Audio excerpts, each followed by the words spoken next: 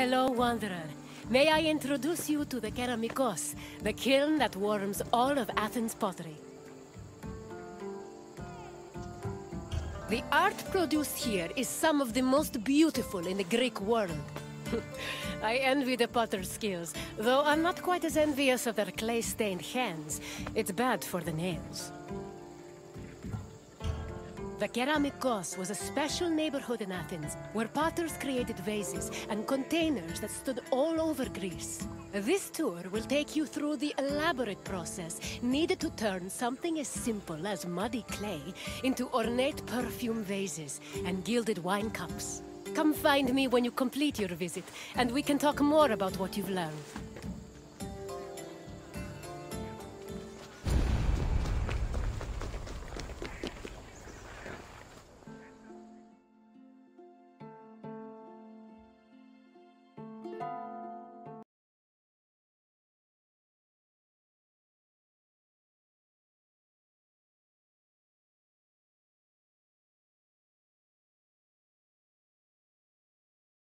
The Kerameikos was a large, sprawling area northwest of Athens' Acropolis. While part of it was used as a graveyard, it was also dedicated to the creation of pottery. The Kerameikos was so significant to the art form that its name lives on in the word ceramics. Perhaps drawn by the river, potters moved into the area and formed their own bustling community. It's believed that by the end of the 5th century BCE, hundreds of thousands of pottery vessels had been made in Athens, including everything from heavy, undecorated cooking pots to delicate and beautiful containers reserved for the most precious oils. Sadly, only around 1% of these works survive today, some only in small fragments.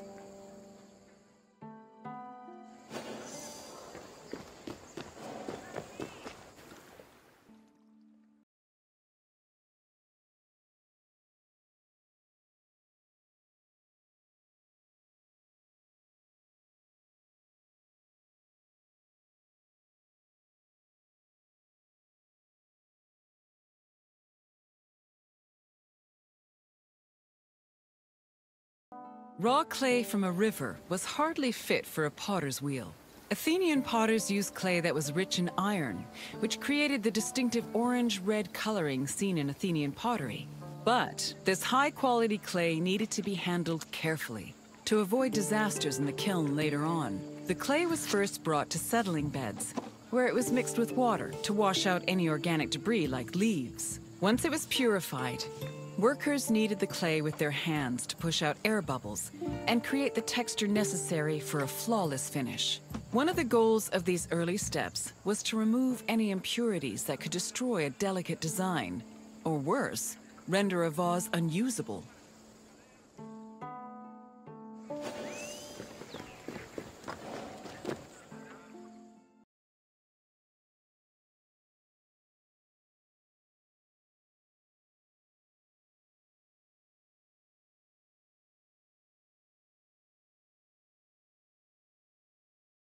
Cleaned, it was up to the potter to shape it into a vase by spinning it on a wheel or pressing it into a mold.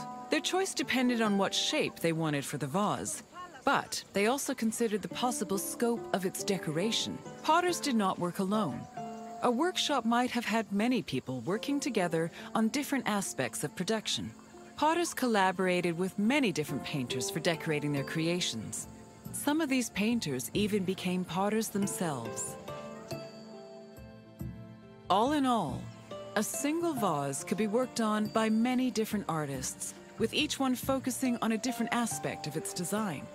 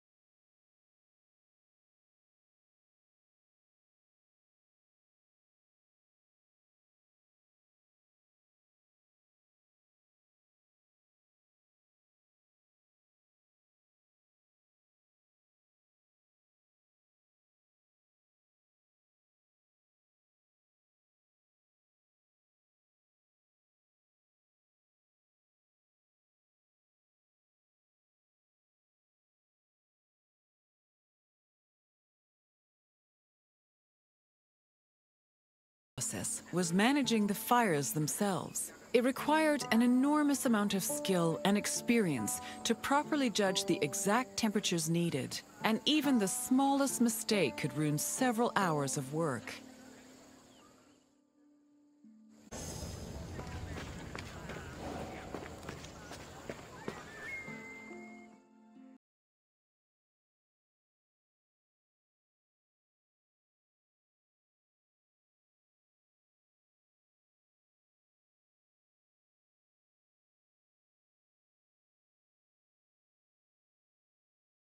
In all sorts of ways.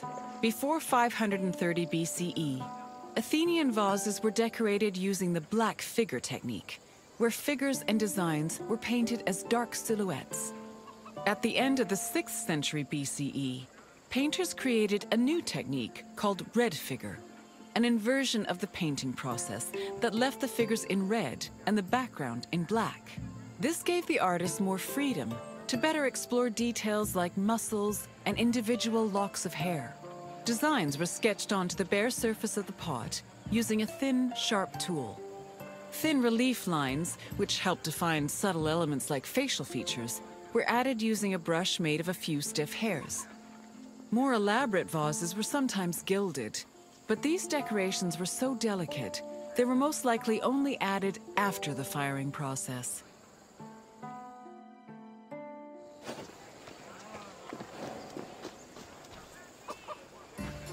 You've returned! As you can see, pottery was an arduous and delicate process, but was exemplary of the skill and craftsmanship that dominated Greek art and culture. Now, is there something else you'd like to do? It would be my pleasure. Follow me.